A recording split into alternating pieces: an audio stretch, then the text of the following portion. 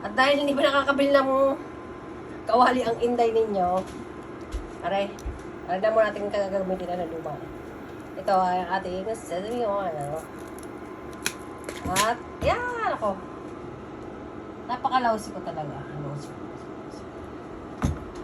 Yan, lagay ang green bell pepper.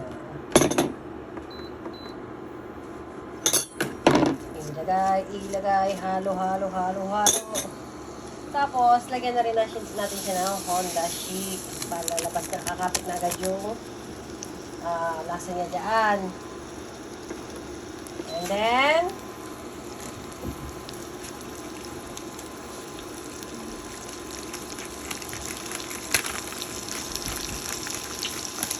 yung ating combo. Diretso na. Wala nang arte-arte. Wala nang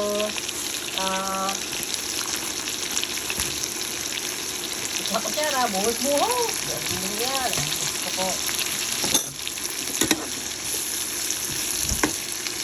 Halo. Halo na kung saan. Harap, pabot na naman.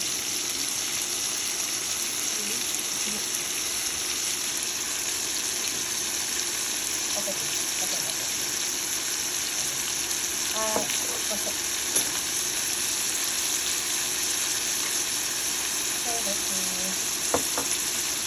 Halo.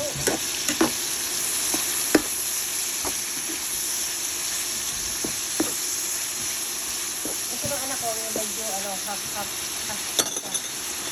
half. And then, ito na ang ating dry glow. Buhe. At na magkagulo.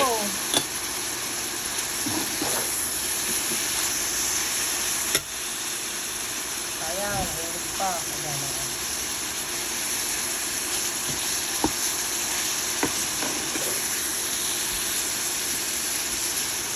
Magkulay na, magkulog na yata.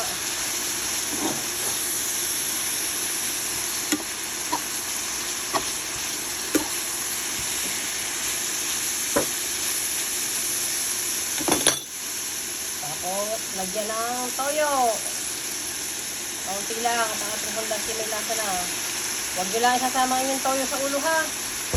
At totoo, magkakaroon ng pahid. Huwag yung dadagdagan ng toyo. Nagdulog ng pahid ninyo, ang toyo ninyo sa ulo.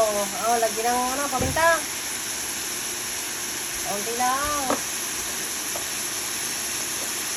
Masarap din ito sa pagka kayo nakikipag-inuman, masarap na pulutan yan. Tantare, feeling drug-drug. Ayan, drug-drug. Parang nakasabot. Drug-drug. Joke lang, ha? Halo. At magkaintindihan. Aray, masarap sa pulutan.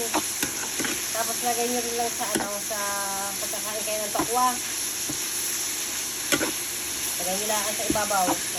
May ulam nyo na pandayet pa.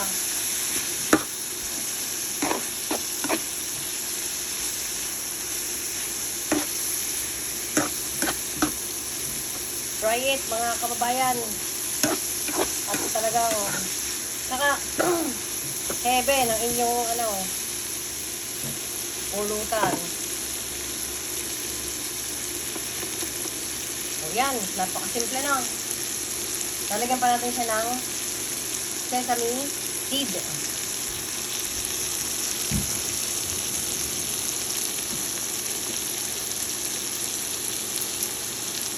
Lagyan natin na siya ng sesame seed para mas dumoble ang lasa.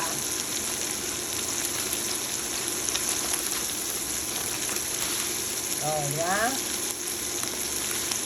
Sihado, makaka 10 bilog kayo niyan. Yan, okay na yan. Hindi naman masyadong niluluto sa sesame seed. Okay. Napagpulutan na kayo.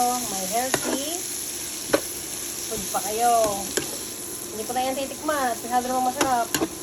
Para ilang beses ko na niluluto eh.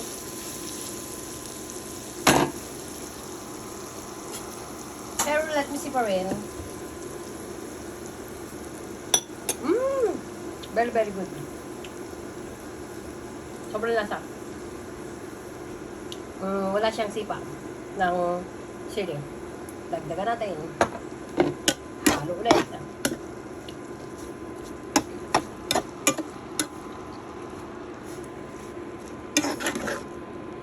Ayan.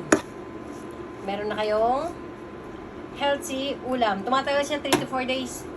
Basta nasa rep lang siya. Palamigin nyo lang. Tapos ano nyo. Ibalot nyo sa isang balutan. Tingnan nyo naman. Ang sarap. Sarap, sarap, sarap. Diba?